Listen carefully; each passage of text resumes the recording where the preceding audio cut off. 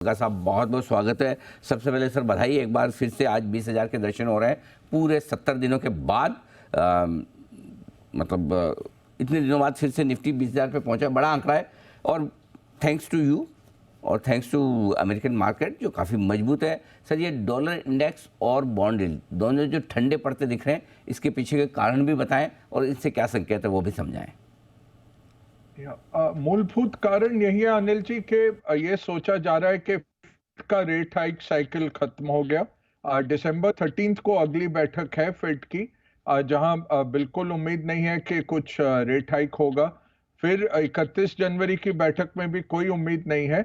और fade future curve क्या दिखा रहा है अगले दिसंबर तक कि 3 से 5 रेट कट हो जाने की उम्मीद है। जून तक पहला रेट कट फेड कर देगा। तो बॉन्ड मार्केट क्या दिखा रहा है, जो 5% भी 10 साल या 2 साल का पेपर अमेरिका का पहुंच गया था, वो काफी तेजी से गिरा है। नवंबर में अमेरिकन मार्केट्स ने बहुत जबरदस्त रिटर्न्स दिए और उसका मूलभूत कारण यही है कि फेड का जो रेट हाइक साइकिल चला 0% मार्च 2021 से बढ़ाते बढ़ाते, और जो मार्च 2022 से, माफ कीजिएगा, और बढ़ाते हुए 5% पे आके टिका, वो पॉज के मोड में आ गया और जून तक इसमें रेट कट भी आने की पूरी उम्मीद है। ये मूलभूत कारण है। डॉलर भी वीकन हुआ और कई हफ्तों के लेवल पे आया है डॉलर इंडेक्स, और साथ में उनके बॉन्ड प्राइसेस के यील्ड्स गिरे। अब ये क्यों अहम रहता है कि यूएस का जो 10 साल का बॉन्ड यील्ड होता है अनिल जी, जो अभी हम दिखा रहे हैं स्क्रीन पर भी, उसके ऊपर बहुत प्राइसिंग रहती है। दुनिया के बहुत सारे बॉन्ड्स की प्राइसिंग निर्भर रहती है यूएस के 10 साल के बॉन्ड यील्ड। और जब एक समतल लेवल आ गया फेड की रेट हाइक का, और यहाँ से इस तरह से तेजी से गिरे हैं 10 साल के यील्ड, वो एक बहुत इकोनॉमिक स्टिमुलस जैसा काम करता है कि रेट कट रहे हैं और आसान होगा बिजनेस करना। कंपनियों की जो फॉरवर्ड अर्निंग्स है उनका वैल्यूएशन बढ़ जाता है, क्योंकि डिस्काउंट रेट कम हो जाता है जिस पे आप डिस्काउंट करते हैं फ्यूचर अर्निंग्स को। तो सारे मॉडल्स में कंपनी की अर्निंग्स ज्यादा मूल्यवान हो जाती हैं और प्राइसिंग जो है बॉन्ड्स की दुनिया भर में नीचे आ जाती है। ये दो कारण है कि बॉन्ड की प्राइसेस गिरने के कारण डॉलर नीचे आया, और साथ में स्टॉक मार्केट्स इसकी काफी सेलिब्रेशन कर रहे हैं। डॉलर इंडेक्स में जो अच्छी कमी और बॉन्ड्स में जो कमी आई, उसका फ़ायदा तो हमें मिल ही रहा है। बग्गा साहब, चूँकि अब बाज़ार हमारे इलेक्शन के नतीजों के लिए भी तैयारी कर रहे हैं और साथ में रविवार को चुनाव के नतीजे भी आएंगे, इससे पहले क्या किस तरह की आपको स्ट्रेटजी दिखती है? एक और ग्लोबल मार्केट जहाँ मजबूत है, लोकल मार्केट्स की बड़ी इवेंट है, तो आप क्या क्या राय देना चाहेंगे? जी अनिल जी, देखिए स्टेट इलेक्शंस का ज्यादा इम्पैक्ट नहीं आएगा। लोग कह रहे हैं ये सेमीफाइनल है, ये सब है। वो भी हमने 2019 में भी देखा था जब एक तरफे रिजल्ट आए थे, बट मार्केट फिर भी चढ़ा था नेशनल इलेक्शन से पहले। तो मेरा यही सोच है कि सीजनैलिटी के चलते और ग्लोबल क्यू स्ट्रांग होते हमारे मार्केट्स भी बेहतर प्रदर्शन करेंगे फरवरी तक। वहां तक तो सोच जाती है कि ठीक ठाक है सब। फिर थोड़ा नेशनल इलेक्शंस का वॉलेटिलिटी आता है मार्च अप्रैल में, मई में नई सरकार बन के आती है, तब क्लैरिटी आएगी।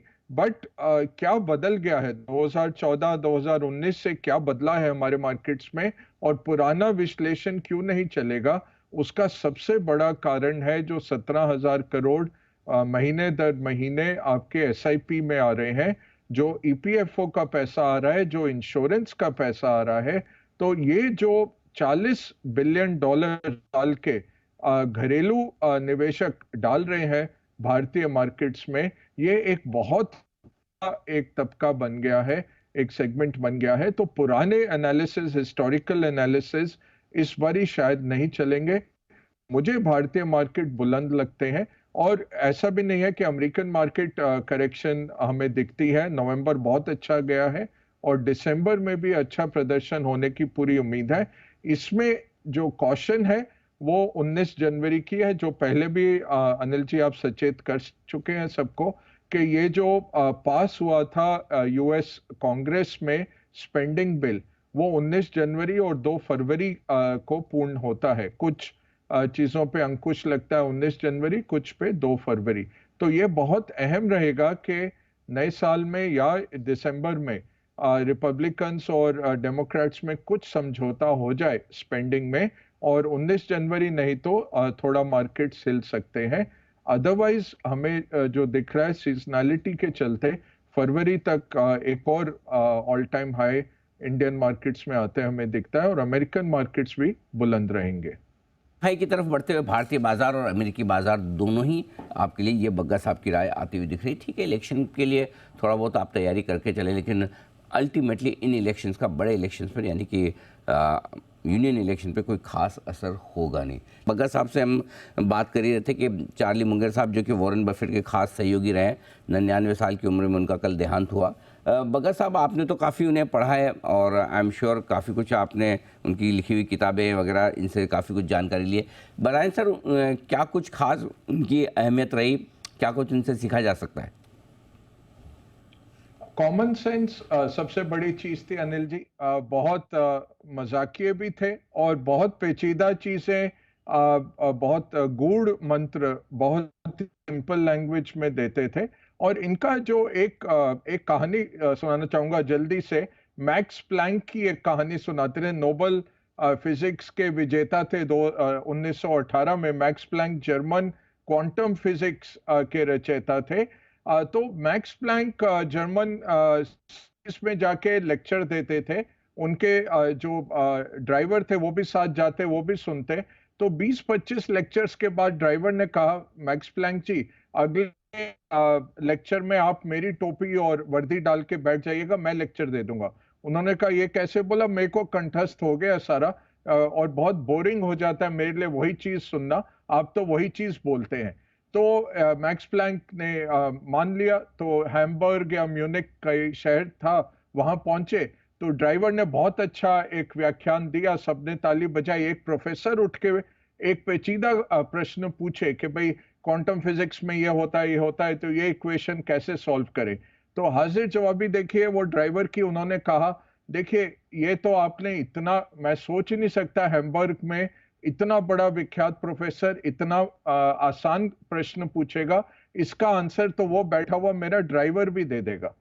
तो ये जो थे चार्ली, ये यही कहते थे, दो तरह की नॉलेज है। एक तो गूढ़ नॉलेज है, असली नॉलेज मैक्स प्लैंक की। दूसरी है जो दिखावटी नॉलेज है ड्राइवर की। और आजकल हम वही जूझ रहे हैं कि सब लोग एक्सपर्ट बन जाते हैं। और ये यही कहते थे, लाइफ लॉन्ग लर्निंग करिए, मेंटल मॉडल्स लगाइए और इन्वर्ट करिए। इन्वर्ट क्या है कि प्रॉब्लम को हर तरीके से देखिए और रिवर्स सॉल्व करिए। एक बहुत इनका बड़ा कोट था Anil ji, I would like to know the place I will die because I'll make sure I don't reach there। तो कल कैलिफोर्निया के अस्पताल में बहुत इनका शांतिजनक अंतिम सांस लिया इन्होंने। बहुत बड़ा एक लेगेसी छोड़ के गए हैं और लोग इनसे सीखते रहेंगे बहुत आने वाले दशकों में। बिल्कुल ठीक बात है, और आपने तो बहुत ही इंटरेस्टिंग उनकी यादें बताई भी। काफ़ी कुछ इंस्पायरिंग है उनकी लाइफ, हम सबके लिए सीखने के लिए आज से।